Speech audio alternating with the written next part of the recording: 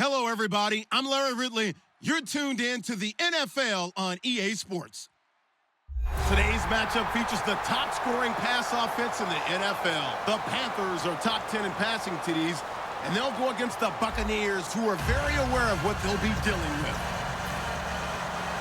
With that, we'll send it over to Brandon Gaudin and Charles Davis. They've got the call in this Week 5 matchup. Thank you, Larry. It's hard to believe this place first opened 20 years ago in 1996. Bank of America Stadium, that's where we're at in Charlotte, North Carolina. Tonight, we wind up Week 5 with a good battle between the Tampa Bay Buccaneers and the Carolina Panthers.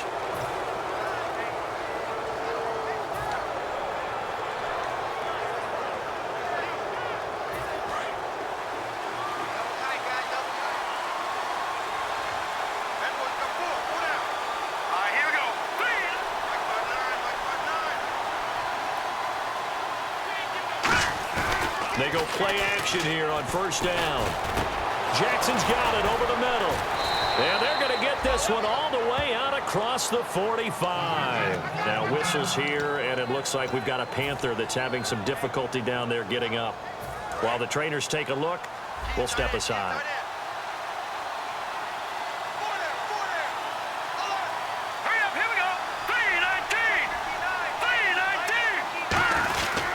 And a first carry here for Charles Sims. It's a pickup of 4, and it'll bring up second down.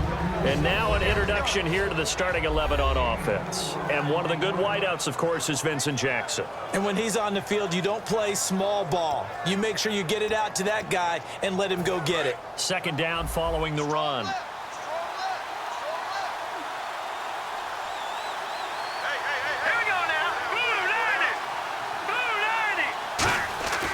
Glennon. And a catch right side by Evans.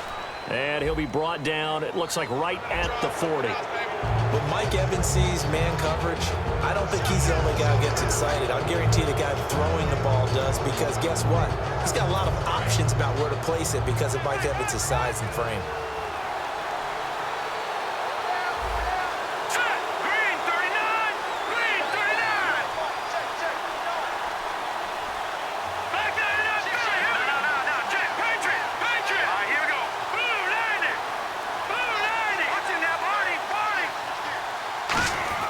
Now Glennon.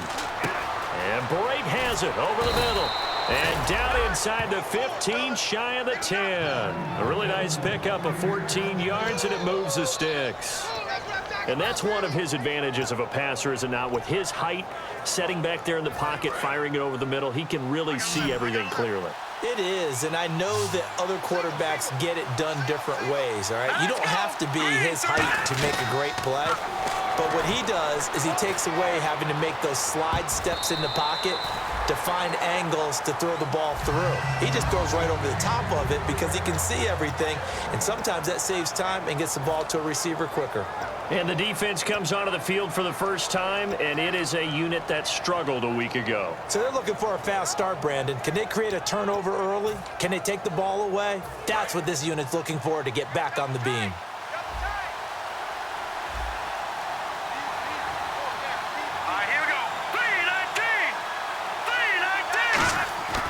And second and 10, he'll look to throw again. Eluding the pressure right. And he hauls it in for the Buccaneer touchdown. Charles Sims, his third touchdown now on the year. And the Bucs have taken a first quarter lead. And that one gives the Bucs a 7-0 lead.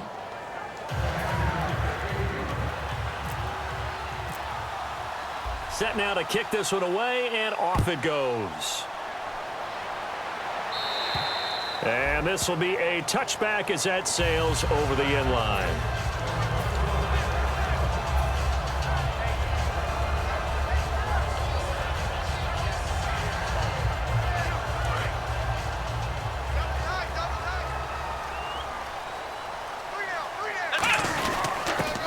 First carry for Jonathan Stewart. And he powers his way up past the 30. He'll get a nice chunk there on the first down run, and it's 2nd and 4. Have they come up with a nickname for just Jonathan Stewart? Remember when it was double trouble when he was running with D'Angelo Williams in Carolina? But, boy, what a year he had in 2015. Yeah, it was just 11 yards shy of 1,000, so close to kind of stepped out of that shadow, didn't he? Certainly did, and gave the Panthers a real identity running the ball. He lost 2 there, and it's 3rd down. Okay, let's just make this one simple. We know that the running game is not their thing, but they can't just throw it on every single down without expecting some real heat from the pass rush. Here we go! On 3rd down, he'll drop to throw. Oh, and he'll just get rid of this one deep. And that one incomplete. Had some position, but couldn't hold on, and it brings up 4th down. And whistle blown. A timeout here is taken, and it's taken by the kicking team. They'll have 2 remaining as we step aside here in this first quarter. And here's a very low line drive, almost whiffed on it. And this will be down just on the other side of midfield. And now the Buccaneers offense gets set to head back onto the field. And they were able to punch it in the end zone last time. They'll be looking to do that again here for the defense. Obviously, they'll be looking to stop them from punching it back in the end zone. It always is punch-counter-punch, isn't it? And which team has the advantage? Well, let's just go back. Last time on offense, they rolled downfield, got into a good rhythm. You can see a little more bounce in and out of the huddle. You can see the sideline really get into the game. So defensively, you're thinking to yourself, how do we take that away from them? How do we get the advantage back? Let's see what they come up with. I think pressure is always the first way to go. You love pressure. I love it. We'll see if they dial it up this drive. Well, clearly one of his advantages as a passer is his height. Sit back in the pocket, fired over the middle. That makes things tougher defensively, doesn't it? It really does, because your goal is to move the quarterback off his initial spot when he gets his drop back completed. But when you have that type of height, he can stay in there. If he's willing to take the hits and just fire over the top, which saves him time and actually completes a play a little bit quicker than it normally does for a quarterback who has to slide and find open space to throw. 10 yards still left on 2nd down. 1 receiver left, 3 to the right. Let's go! 3-19! Back to throw now on 2nd and 10. Oh, it's a screen pass. That's complete. And they're able to get this one past the 30 down to the 25. A solid gain of 15 yards, and the sticks move. When you run a screen pass really well, you got to like the look of it, because so many parts come together to make it work well. The offensive linemen, where they're faking people out, the back slipping out there, catching the football, then all of them going together as one unit downfield. A really nice pickup. Now they run with Sims. And he's going to fight his way forward here for a modest gain. It's a 7-yard carry to set them up with a 2nd and 3. This drive is turning into an extended one, and the guy carrying the ball, he's becoming more like a body blows guy. Every carry is putting some damage on the defense. So after a while, I'm not too sure how many guys are going to want to run up and tackle him.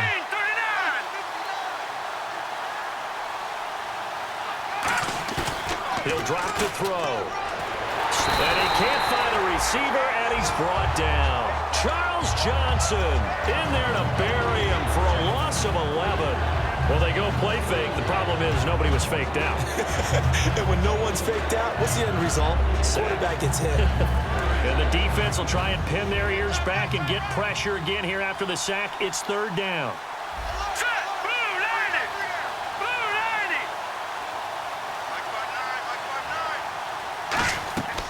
Now a shotgun snap as they'll look to throw. And pressure coming, and they got him once again. They bring a man off the corner that time, and he gets home for a loss of 6.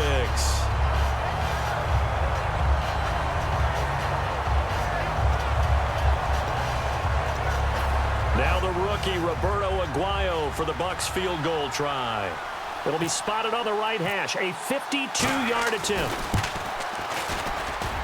And Aguayo able to knock it through. And the lead moves to 10-zip. A little bit of a lower trajectory there on the deep kick, and it worked. Had to do it because he had to drive it out low because of the length of the kick. Able to do that, got it above the defense, and over the post. Carolina getting set to take the field. And the last drive, the first drive for them, not very good. 3 and out. What do they go to here? Well, you don't look down at your play sheet and say, this is what the problem is. let's find out who my playmakers are. Get the ball in their hands and make the offensive move a little bit better. Sometimes it's more important to get it to the right people rather than to... And got his man complete. A big play there for Carolina. 41 yards. And I guess, Charles, sometimes when you have a receiver well over 6 foot, you do that. Just put it up there, let him grab it, and he did. And it certainly appears like a 50-50 ball, right? We always talk about that when both sides have a chance to get it, the receiver or the guy covering him. But I think the odds actually are in favor of the offense. They can see the ball coming oftentimes before the defender can get his head around. So I think that really goes to like 70-30, and they should be able to go up and get it most of the time. And he got it there. And the offense on the field for the first time today, and they were high-powered a week ago. And they're beginning to believe that they've established a groove. They expect those type of performances each and every week. Running it, throwing it, they're precise. On second down, they run with Stewart. And Stewart lost the football. It's loose. And fortunately for him, he's able to get it back, but it will be a loss on the play. All I can say about this play is that someone's living right. I mean, he's trying to gain yardage, trying to get upfield. Ball comes free. What's that panic that we've talked about oftentimes that you feel when you lose the ball? You can sense it. Oh, you can sense it, and somehow he got to it and was able to recover it for his squad. Double tight, guys, double tight.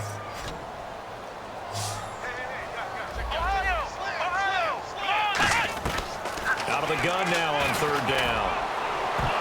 That's going to be knocked away and incomplete. The tight end, Ed Dixon, was the target. Now fourth down. Anytime a ball's thrown in the middle of the field and it's popped up in the air, I expect someone to catch. It doesn't matter whether it's offense or defense because there's usually a great amount of bodies in that part of the field. In this case, no one came up with it. Here's Andy Lee now as he'll punt it away for the second time.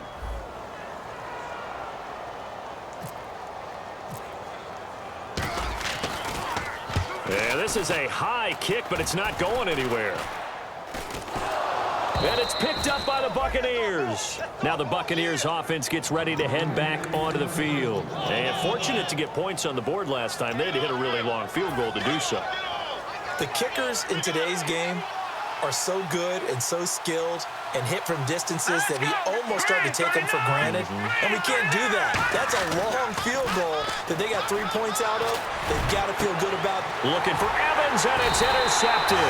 It's the safety, Kurt Coleman, and they will set up shop in enemy territory at the 42-yard line.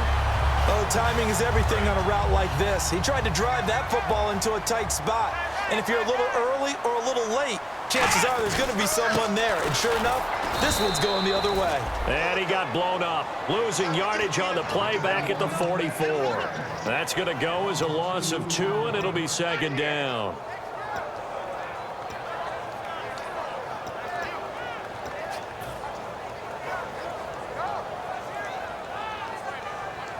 And the offense moving in the wrong direction here now as they face a 2nd and 12. Back to throw here. They'll set up the screen for Stewart. Shedding the tackler, and it gives him some room. And he just falls short down at the 1-yard line.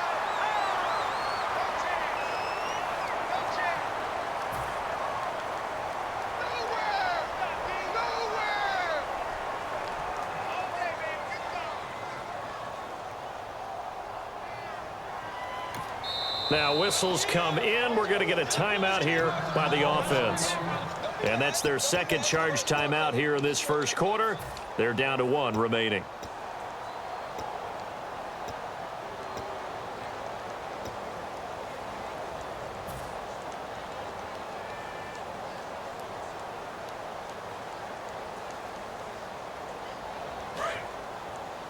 Watch left. Start right there.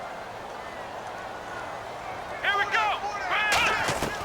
Now they'll throw here out of the gun. And he'll be out of bounds as he gets it down to the 30 there. And 5 yards on the play there as the drive will continue. If you're running out route, it's likely you end up near the sideline. And what did we just see there? Toe tap. You got it. The benefits of practice. Toe tapping, foot dragging, picking it up, and making sure it was a catch. With my good friend Charles Davis, Brandon Gaudin with you. It's the Panthers in possession of the football as we begin quarter number 2, and they've got it here with a first down.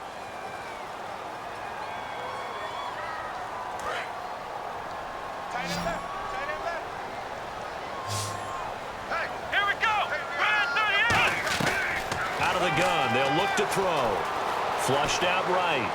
And he is out of bounds inside the 30. It's a gain of 5, and that'll make it second down. I do have to admit, I like it when it all comes together. When the top part, catching the football, right, whether you're catching it with your hands or cradling it, comes together with the legs, in this case the feet, doing a little toe tap to stay in bounds and complete the catch. And a great job by our crew on the camera shot. Love when you see the grass or on the field turf, those rubber pellets flying up. Great catch. They'll lose a yard, and it brings up third. Partner, we're into the second quarter, and I guess you can kind of look at it both ways. The offense, they've got to figure out what they're going to do because they haven't scored any points. But if you're the defense, you're feeling great about what you've got going on. The only concern you have, if you get to the half, what adjustments will the offense make to try to defeat you? 18 yards there, and it'll be a first and goal. So he makes the grab, and the chains move forward. Nice job by the offensive line giving them time to complete that first down pass. And now inside the red zone, the offense will operate. Let's go.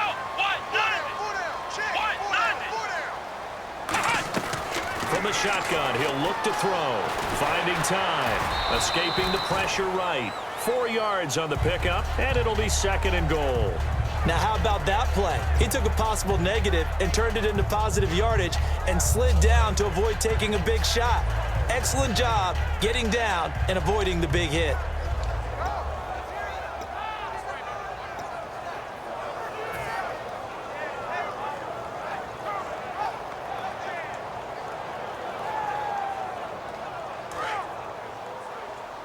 And some extras coming up on the line here, readying for the blitz. Here we go. He'll look to throw. That's caught at the 1. And he will take it across for a Panthers touchdown. Devin Funchess, his 3rd touchdown now on the year. And the Panthers are able to get this back within a touchdown. Oh, he missed it. No good. So this remains a 4-point game.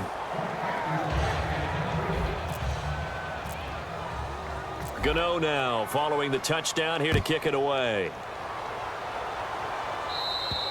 And that'll carry over the back line of the end zone for a touchback. And Tampa Bay trots out there now. And last time, 1-play interception. So this offense, they should be fresh. That's a good way of putting it. And I can't wait to see what they decide to do with play calling, because a 1-play drive where you throw an interception, a lot of people think the very next time out, run the football, don't give them a chance. Maybe play action? I think maybe you go play action, show your quarterback, get a little confidence in him, and let him fling another one. 5 yards on the pickup, and it'll be a second down. It's interesting because when I'm watching college football and I'm evaluating guys for the draft now, my list of fullbacks, pure fullbacks, it's a very short list. I'm probably evaluating more punters and kickers now than I am fullbacks. But it doesn't matter what you call a position, it's who you put there, and there we saw completion. It's a pickup of 6 and good enough to move the chains. And that's a nice pickup of a first down on that second down run. And at that yardage gained, they can run that play on any down. So the offense has it 1st and 10. Here we go now. Blue landing. All right, now, look at 56. Detroit. Now Glennon. Jackson's got it over the middle. And he'll be brought down right at the 45-yard line. That was a nicely run slant route, and what the receiver's trying to do is make the defender think he's going upfield for a deeper route, and then breaks it off, usually after about 3 to 4 steps, and cuts towards the middle of the field. And now what he's trying to do is use his body to keep the defender away from the football and give the quarterback a really nice target. It's a 7-yard gain there, and it's good enough to move the chains. 2nd and 1, and people want to run the football. This is where every back in the league is supposed to do exactly what we just saw there. Pick up the first down. Here we go now. Green 39. Green 39.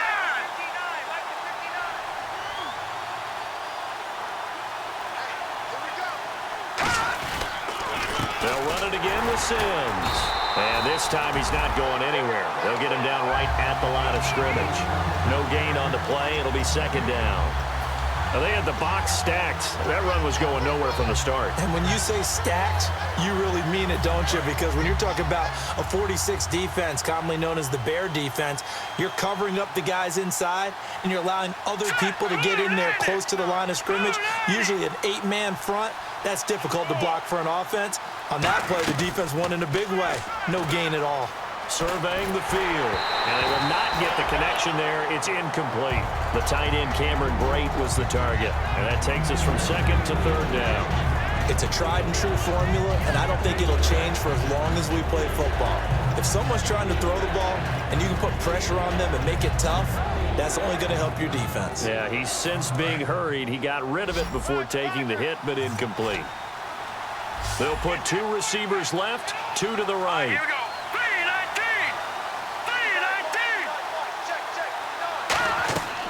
3-19. Glennon. Flush to his right.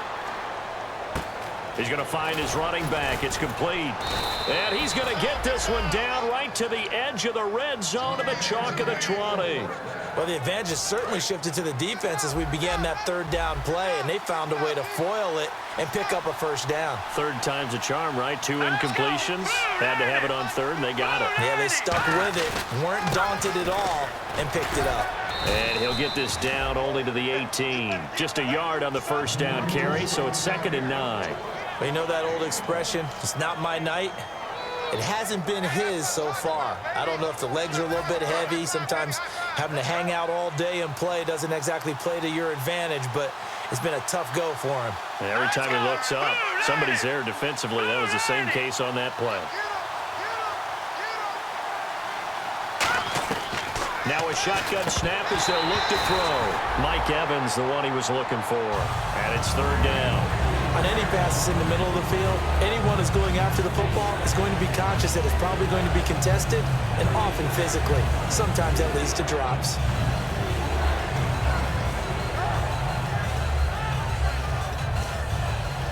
Play number 9 on the drive coming up, and they need 9 yards on third down. Here we go. Green, 39. Green. Back to throw. Buying time to his left. He can run for it, and he will. And he takes it inside the 10 to the 8 before he's out of bounds. It's a 10-yard gain there, and it sets him up now 1st and goal. These type of plays are backbreakers for a defense. They thought they had him hemmed in, thought they were going to get him on the ground with the pass rush, but were unable to do so. He gets away, picks up a big first down, and sets up 1st and goal inside the 10. 3-19. 3-19.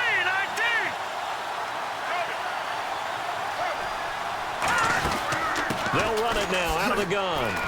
And he's into the end zone. Touchdown, Buccaneers. Charles Sims with his 2nd touchdown of the game, 4th of the year. And the Buccaneers here finding a way to stretch their lead.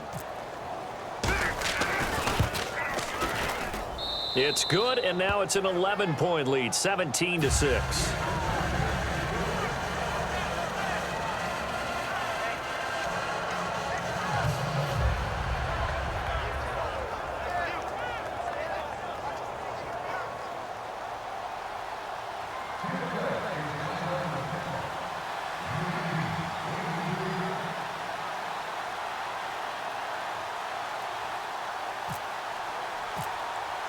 The kickoff unit is out on the field, and they will send this one away.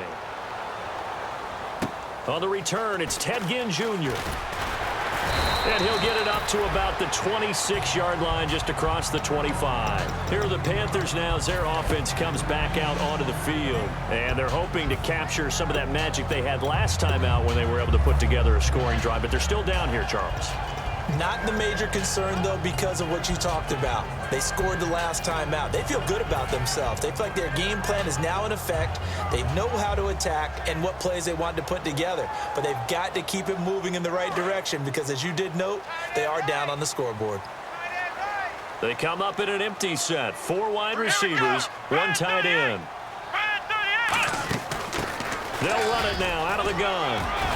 And they're able to get this one across the 35. 10 yards on the pickup there. And it'll be a Carolina first. Looking to speed things up here, going with some tempo. They'll look to throw here on first down. And he rifles one incomplete. So many offenses want to include their running backs into their passing offense and be able to swing the ball out or check it down to them. But sometimes those guys are just not as comfortable catching the ball as they are running it.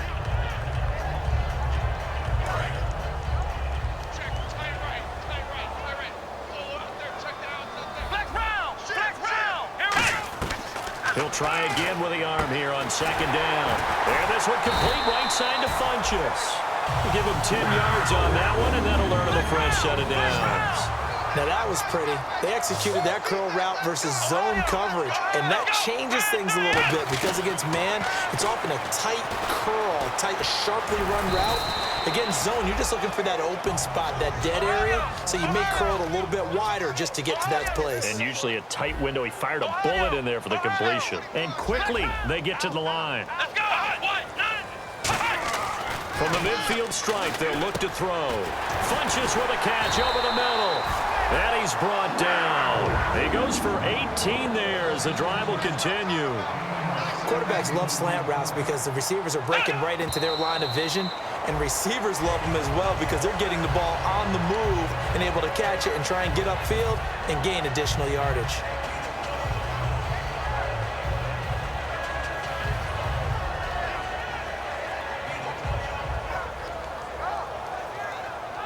And here comes play number 6 on this drive.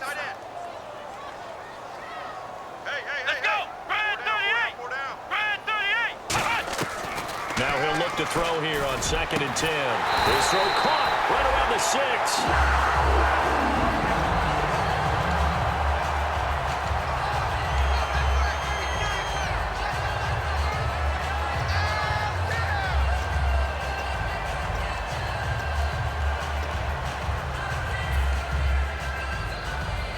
So after that big gain, let's see what else the offense has up its sleeve. Defense showing blitz.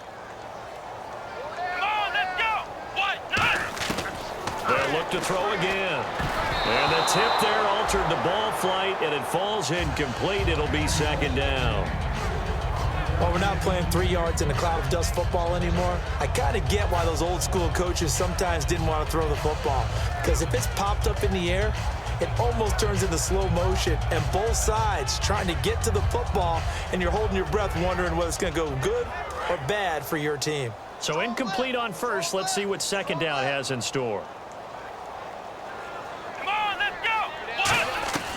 They'll stick with the passing. That's Brown. Touchdown, Carolina.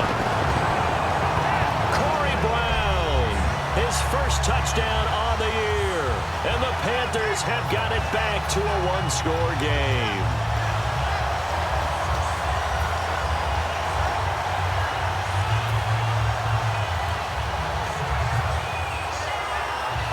And they'll get set here looking for the two-point conversion.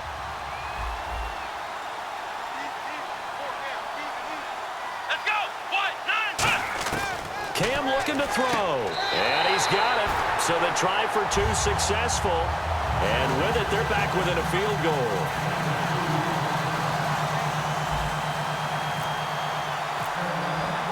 Gano now following the touchdown here to kick it away.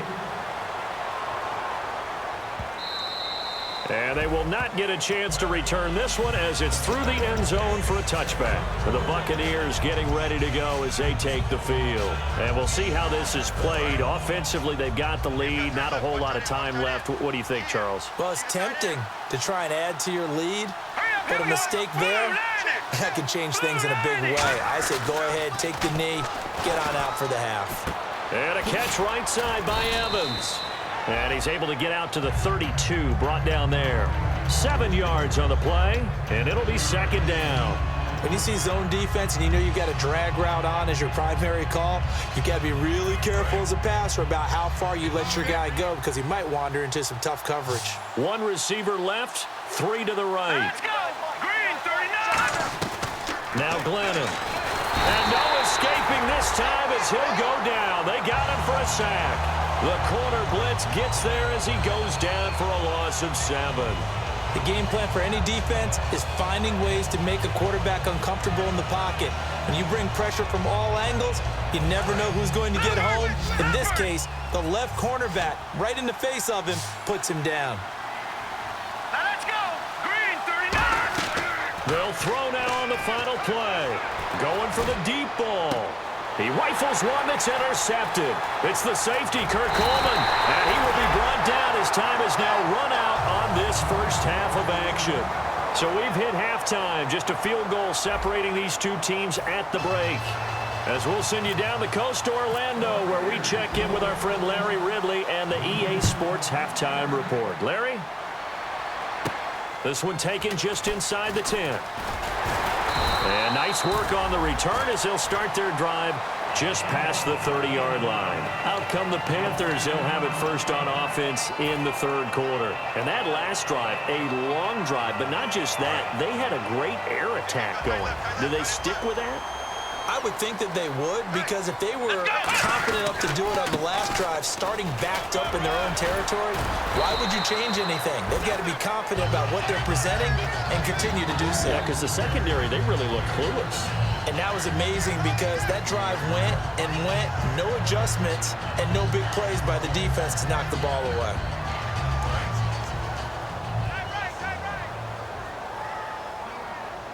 Here we go. This is Stewart again.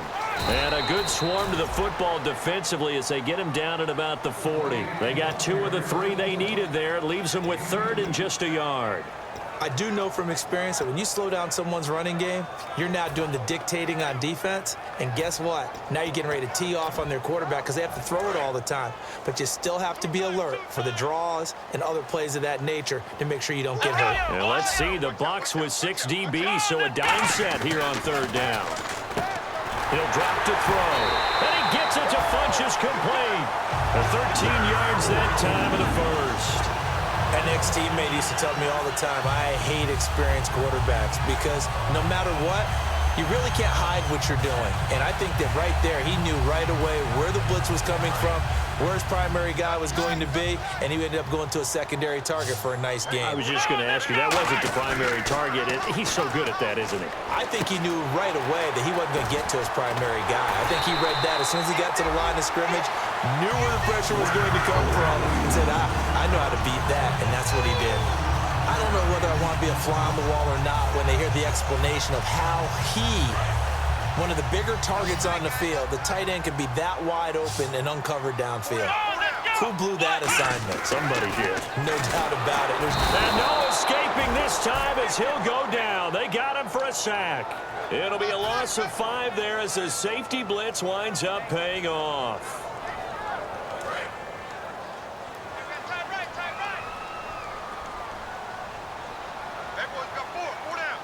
Stewart is the lone setback. And he'll get it up the middle. And nothing doing here as this time the run maybe gets him back to the line of scrimmage, but that's it. And they'll lose a yard that time, and that's going to lead to a 3rd down. Wasn't that long ago that the NFL guys really didn't adopt much from the college game. But one thing that has crept in there is spreading things out, opening things up, not even just in tempo, but maybe getting better line splits and spreading the field. I think that would be a great strategy right now to try and open things up in the run game. A bullet throw, but incomplete. Greg Olsen was the intended target, and it's 4th down. 4th down, and here's Graham Gano now in the field goal unit for the Panthers. From the right hash, this from 45 yards away. And Gano is going to miss this one left. Oh, it's no good for Gano. And this score will stay right where it is. So an empty possession there. What do you think went wrong, Charles? Well, it looked like maybe the plant leg might have given way just a little. And when that happens, guys have a tendency to pull through the ball to compensate. And in doing so, sent this one off target.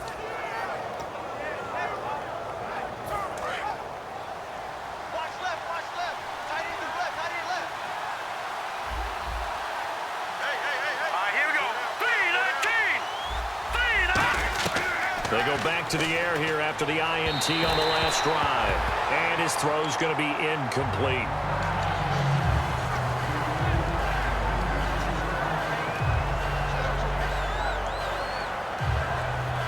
So they're still at the original line of scrimmage here. 2nd down and 10.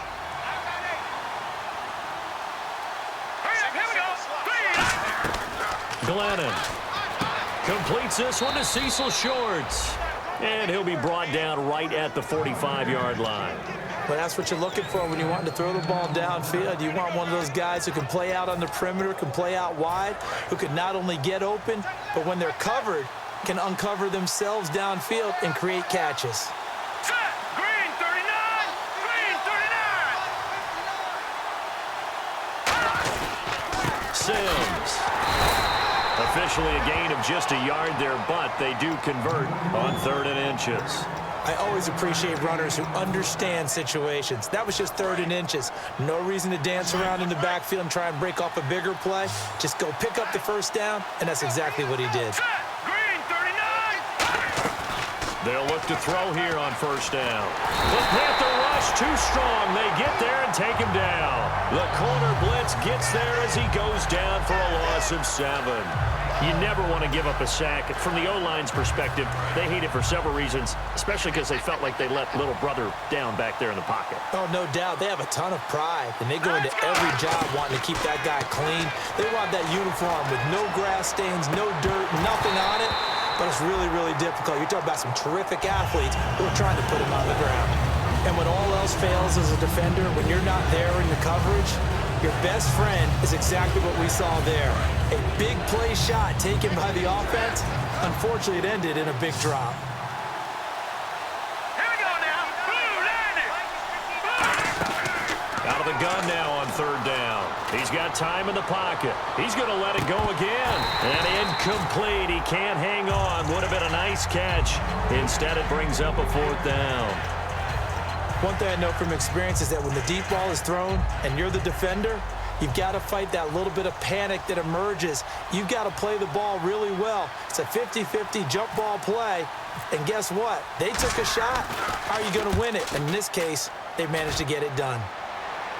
A call for a fair catch, and it's made at about the 23-yard line. Just 34 yards on the punt there, no return. And possession will switch hands, 1st and 10.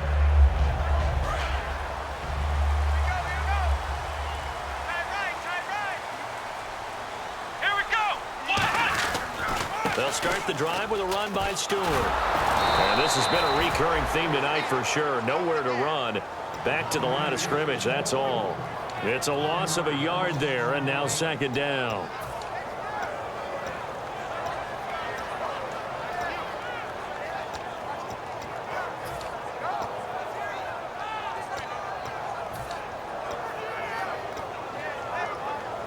A little bit of ground to make up for the offense as they face a 2nd and 11.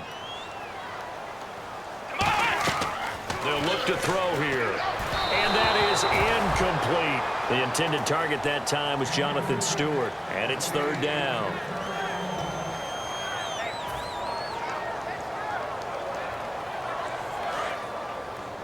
Single receiver. Hey, you're on an island over there. Single receiver. Here we go. The play action fake. They'll look to throw.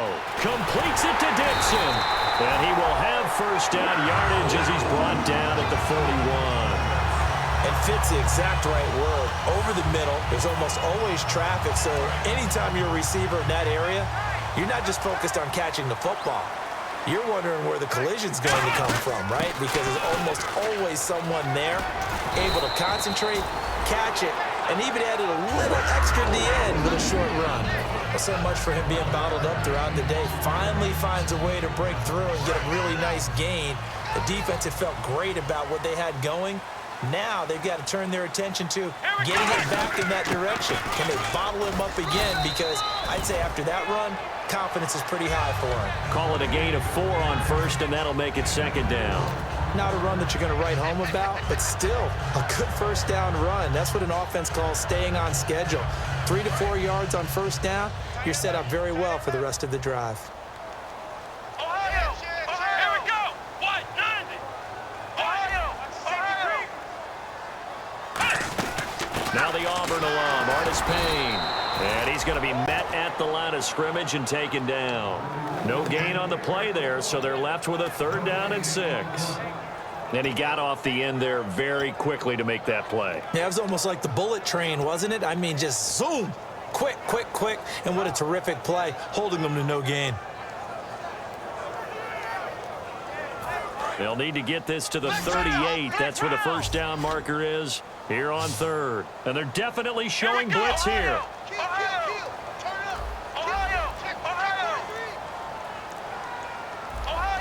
They'll need to get the play off quickly. They just do get the play off as he'll look to throw. Oh, he can't hang on to it. Almost intercepted. They would have loved the first pick of the game there, but at least it does get him to fourth down.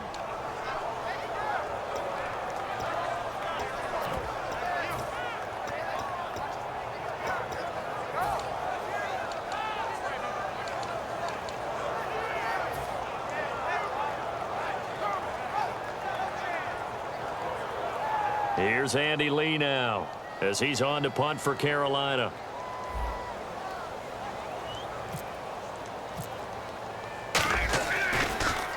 And he puts a little something extra into this one, by far his best of the night. And that'll hit in the end zone. Much too much leg there. That'll be a touchback. And Tampa Bay trots out there now.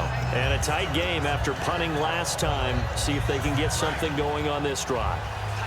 As they head to the field now, with the game this close, you've got to feel there's a sense of urgency for them going on offense right now. But they have to do it without letting panic creep in and affect their play. And a short pickup here as he'll get up to about the 22-yard line. 2 yards on the pickup there. It'll be 2nd and 8.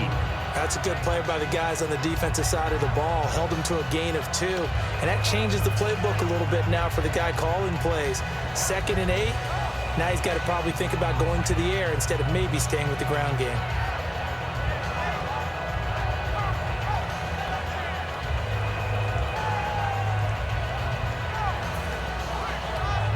And we're back now in Charlotte. It's been a very hotly contested game to this point. Just a field goal separating these two teams as we get set for the fourth quarter.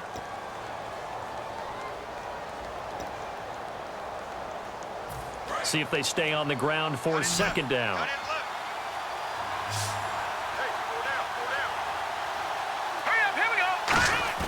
Now Glennon. And this is caught. I think he got that with one hand. It's a pickup of 16 there, and it'll lead to a new set of downs. That was a terrific catch. I mean, to go up there and get it one-handed like that, but I almost want to go into that riff about back in my day, the gloves weren't quite like this. When did gloves really become prevalent, just in general? I think in the 80s. I think as we started to move through the 80s, especially as we got towards the latter part of that.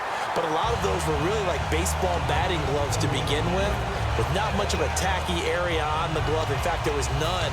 I actually remember in cold weather games wearing the old scuba gloves, which you'd wear in the diving, but they would split too easily in the course of a game.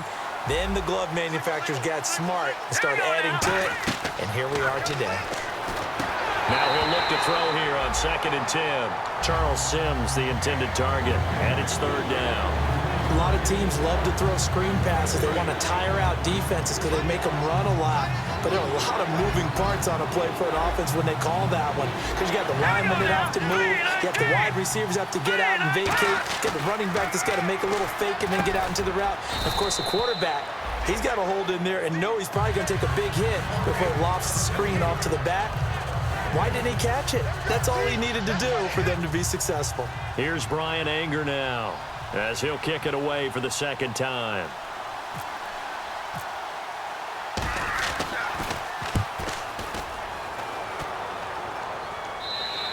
And not what he was hoping for there, as this will hit in the end zone for a touchback.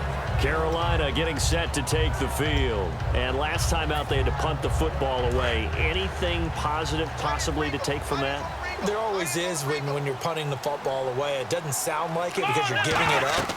But you've avoided a mistake. At least you didn't turn it over. You didn't turn it over, right? You're giving your defense a chance because you're punting the ball away, and they're set to go on the field as opposed to sudden change after a turnover. And wow, now we got to go out there and stop people. So, yeah, there's always something positive to be gained from it.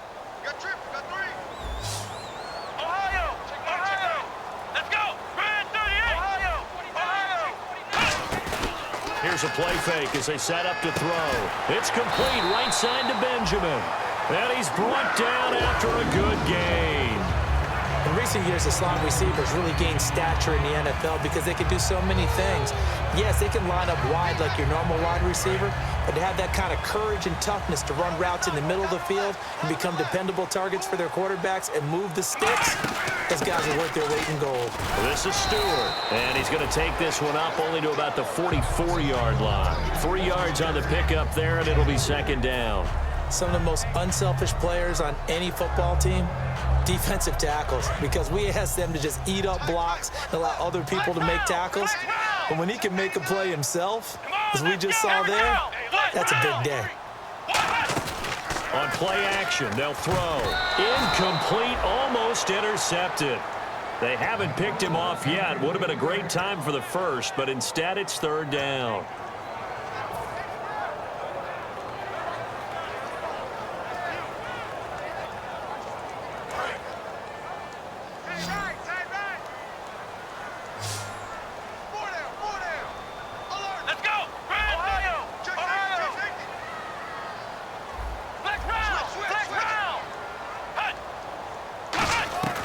This time he'll look to throw. And he finds a man. It's Olsen.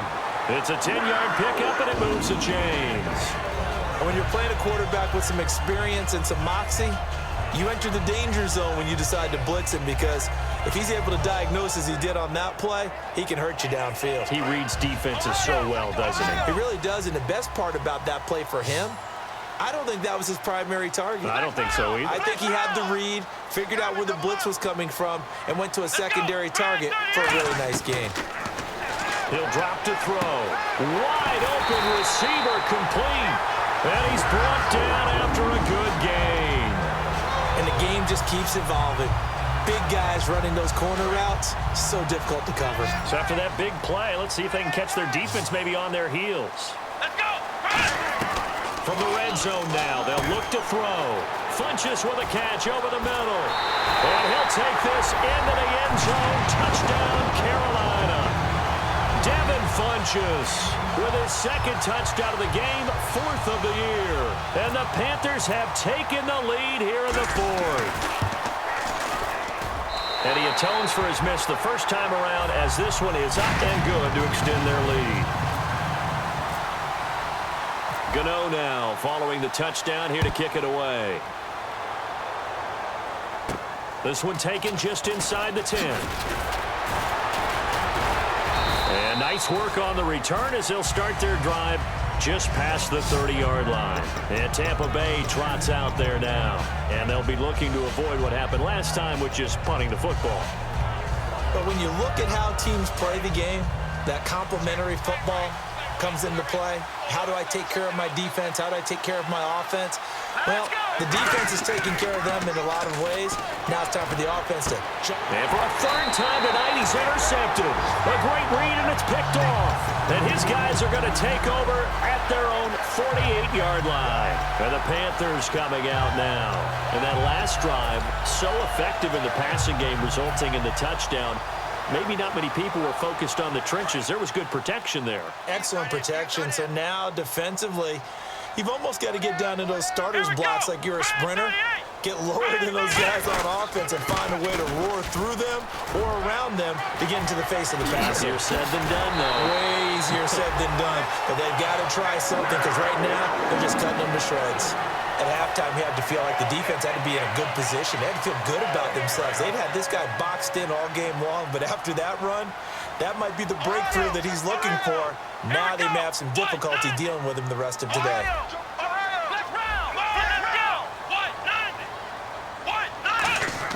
Inside the red zone here, they'll look to throw. Caught left side by Funchess. It's a loss of 2 there, bringing up second down. Now that was well defended, and as a cornerback, what you're taught when you see a wide receiver screen, either you get underneath the play before the blocking forms, or you're going to have to fight your way through it by getting through some blocking. That was a really nice play there. Here we go. Brand 38. Flex round. Flex round. Now back to throw. And Incomplete there. A nice hit. Jars the ball free and brings up third down. Today's NFL, these big guys are featured receivers. They move them all over the place to try and find good matchups, and they had one. They were just unable to complete the pass. And the Bucs with an extra defender in the secondary now on third down. They'll look to throw, eluding the pressure right. And look at this. They get the turnover they needed. It's intercepted. Picked off by Brent Grimes. And a big turnover there as his guys will get the football back. A critical error there in a tight game in the fourth.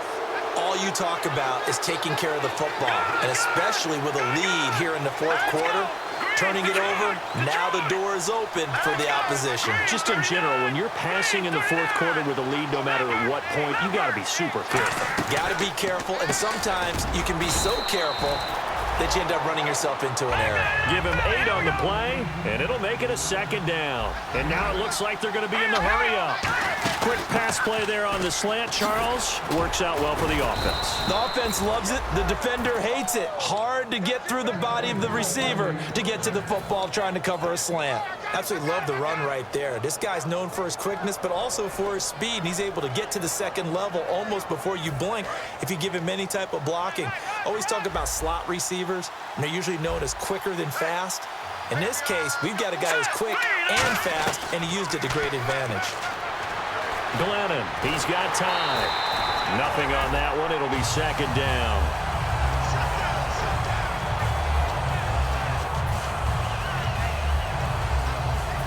The offense certainly looking to score some points, but they also need ball security here late as we get down to the final moments of this one. Here we go. Now Glennon. Pressure comes in. He's brought down. It's a Panther sack. Coney Ely in there to sack him for a loss of 6. Time for a break. We'll come back for the electrifying conclusion after this. And the defense lines up looking for one final stop. And they will be playing for the pass in this situation, not expecting any type of a run.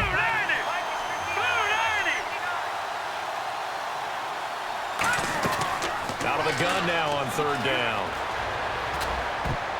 And this is going to be incomplete.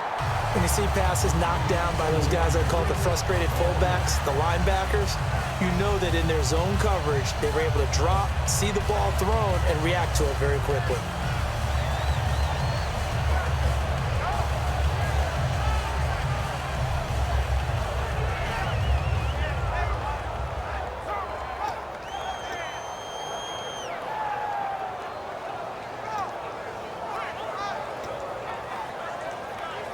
Down 4 late. Got to go for it here on fourth down.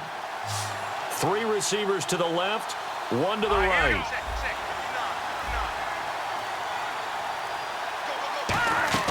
They'll look to throw. And that is incomplete.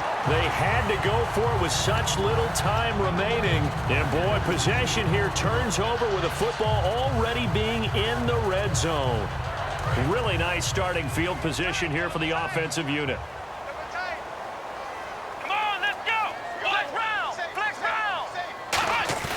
That one looks like he'll throw here. And that is caught. What a catch inside the 5. And now the Bucs deciding to take a timeout defensively. It's just their first. They've got 2 more to use here in the final stages.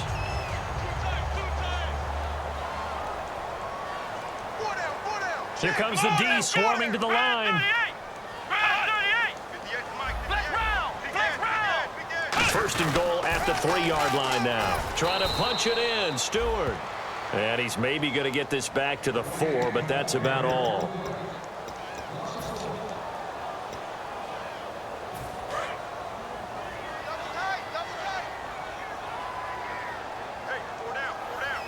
Ball spotted at the 4. It's second and goal. And he'll get it down close to the goal line, but not quite in.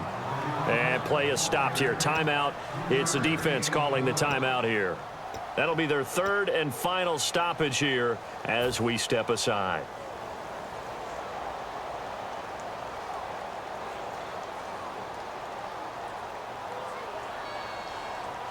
Now the Panthers get set, 3rd and goal. And the defense has to account for Cam Newton on this play. Flex round. Come on, let's go. What? Flex round. Flex round. Watch the twist. So 3rd and goal, Stewart. And he'll get nothing out of that one. A loss of a yard, and it brings up 4th. Got to give a lot of credit to the defensive front there. They held their ground, pretty much stoned them on that play, and ended up creating a lost yardage play. Yeah, drop them from the 1 back to the 2.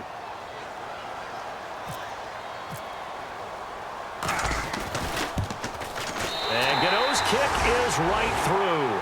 And that'll make this a 7-point game. So, Charles, I think from a defensive perspective, you have to look at that field goal there and consider it a win. You were able to keep them within a touchdown, so no question about it. That was the kind of stand that keeps you in ball games. This one taken just inside the 10. And his guys are going to start their drive right at the 20-yard line. So out come the Bucs now. They're down here in a 1-score game. But the time, it's a factor, but it's not a huge factor right now, is it? It's really not, because this amount of time gives them a chance to run their offense, to go through play sequences. And this is what they work on every week in practice, usually on a Friday. They go over this type of a situation, late game situation. What are we going to do when we have the opportunity? They've called these plays a bunch of times. Now's their chance to execute them. Well, they have the opportunity now. Here's the execution. Over the middle to Evans. And he's brought down after a good game. A nice gain at 21 yards. And the offense moving quickly to the line. He's back to throw. I know many people like to throw to the tight end, maybe in a little flexed out position because he creates mismatches with his size. But slot receivers do the same thing with their quickness, their speed, and their route running savvy. Back to throw. Dancing to his left. Now a desperation throw deep. And this is caught. And that one results in 35 yards. But how about keeping your head about you in this situation? No more timeouts. Finds a way to get out of bounds. Now they can breathe a little bit as they contemplate what to do on the next down.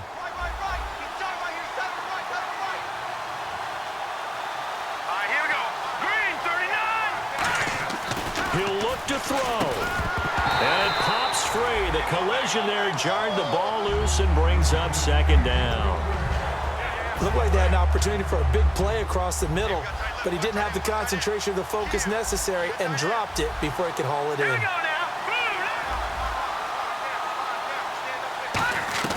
Back to throw. And yes, he's into the end zone. So they get the late score they needed. And now the extra point can tie this thing up in the final minute. And while it appears the heavy lifting was accomplished by scoring the touchdown, they're still down 1. That extra point is not a gimme. So here comes the kickoff now, all even here in this 4th quarter. And this will not be returnable. It's out of the back of the end zone for a touchback. Carolina getting set to take the field. They have a little bit of time here to get into field goal range. Not much. A tie game, you don't want to do anything crazy, right? I agree with you on that one. Risk reward, okay? If you go for it, what is the absolute reward on this? But the risk is probably greater. Run the clock out, get to overtime, and try and win it there. All right, we'll see if they do just that. Let's go. Red 38. They go play action here on 1st down. He couldn't quite hold it. Got hit. Ball pops out. Incomplete. We know it's not an easy job to go out and catch passes when people are trying to tackle you and knock the ball away. But the bottom line is, that's a pass he's got to have and a pass he should have caught. Offense looking to avoid a 3rd and long. It's 2nd and 10. Let's go. Red, flex round. Flex round. Now they'll throw here out of the gun. And the tight end Olsen, right side. And they get him down, but not before he takes it across the 40-yard line. Now hold everything here. We're going to get a timeout by the offense. It's just their first. They've got 2 more to use here in the final stages. Offense comes to the line now, 1st and 10. Here we go. What? They'll look to throw. They'll set up the screen for Stewart. And this play will be blown up. He'll lose yardage back at the 38. A loss of a full 3 yards, and now it's second down.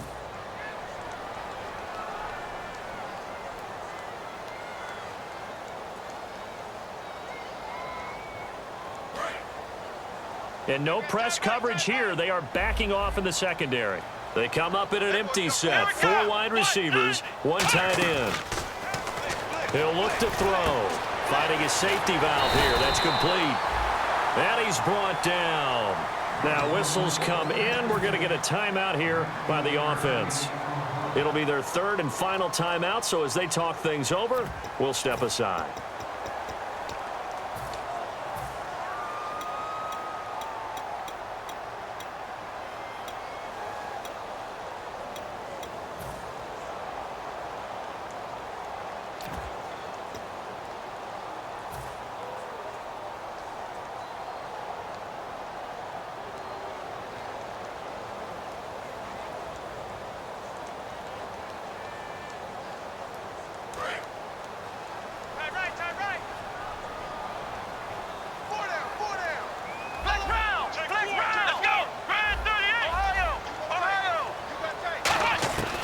They'll look to throw now on 1st down.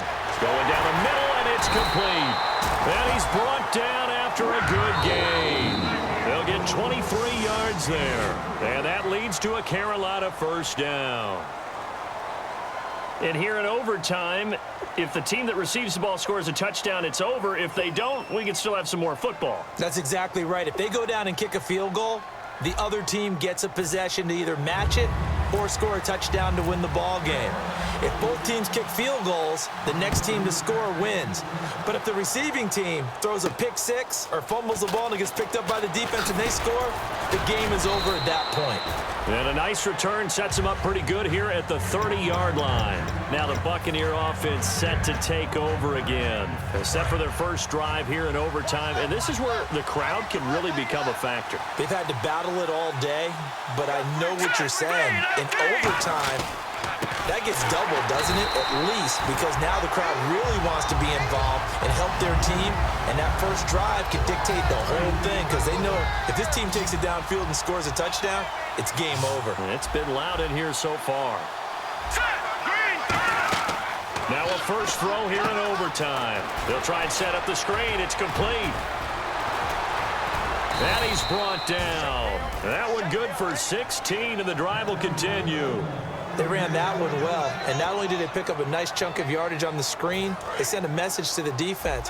Rush the passer all you want, but you better be careful. We can hit you going back the other direction.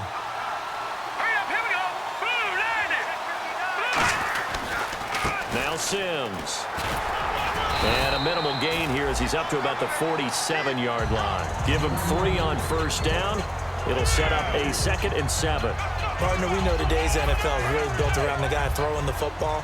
But these short runs, they still pay dividends because they can take their toll on a defense, and they can add up as the game goes along. You control the clock, you control the ball, and that way you often control the game. And he's brought down. They give him 14 yards that time and a fresh set of downs.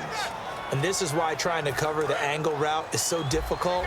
Anyone playing the linebacker position, when they see a running back out of the backfield widen because he heads towards the flat first, oftentimes you widen too much and overcommit. He cuts up inside, and that's what we saw there. A nice pickup for a first down. 7 yards on the pickup there, and it'll leave him with a 2nd and 3. Some runs are blocked so well, you almost forget that someone has to carry the ball to gain the yardage. The leverage by the offensive line to create space up front, really well done. Glennon flushed out right. Call it a gain of 7, and it gets him a new set of downs. Offensively, they liked their situation, so they tried to take a shot downfield, but no one was open. So it was tuck it in run time, and he picks up a first down. They come up in an offset eye. They'll run here with Sims. And not much of a hole there as he gets it down to about the 24-yard line. Credit him with a 1-yard gain there to make it 2nd and 9. Well, I think we know by now that every run is not going to be broken and get all the way to the end zone. But these short ones still have their value. You can still set up your play action and throw the football. You control the clock because you have the ball and they don't. And often the physicality sets the tempo for the game.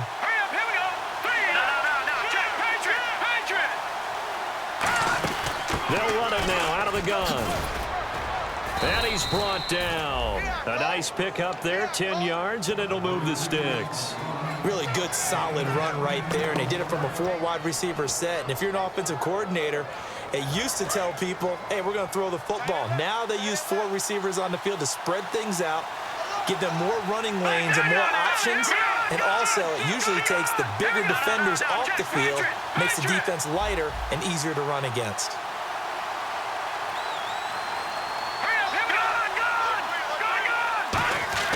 From the red zone now, they'll look to throw. And it pops free. The collision there jarred the ball loose and brings up second down. It looked like they had something there, but I think that he was thinking about running with the football before he actually hauled it in, and that led to a big drop. They'll run it now out of the gun. And power running here down to the 6-yard line. A nice job to get 8 there after the incompletion, and now they'll look at a 3rd and 2 coming up. Now hold everything here. We're going to get a timeout by the offense.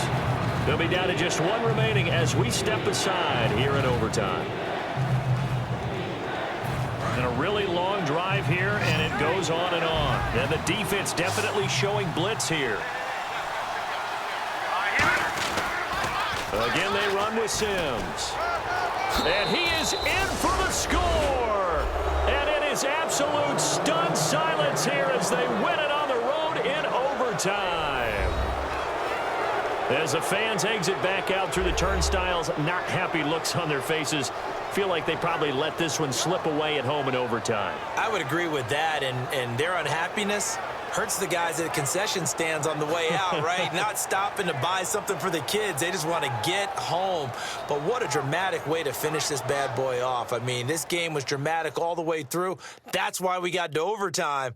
And then to go ahead and finish it this way, the fans streaming out unhappy. But the team that came in here and won this one on the road, they sprinted to their locker room. And speaking of buying things, dinner on you tonight, Davis. I kind of figured that was coming. Thanks for tuning in, everybody. Alongside Charles Davis, we thank our entire crew.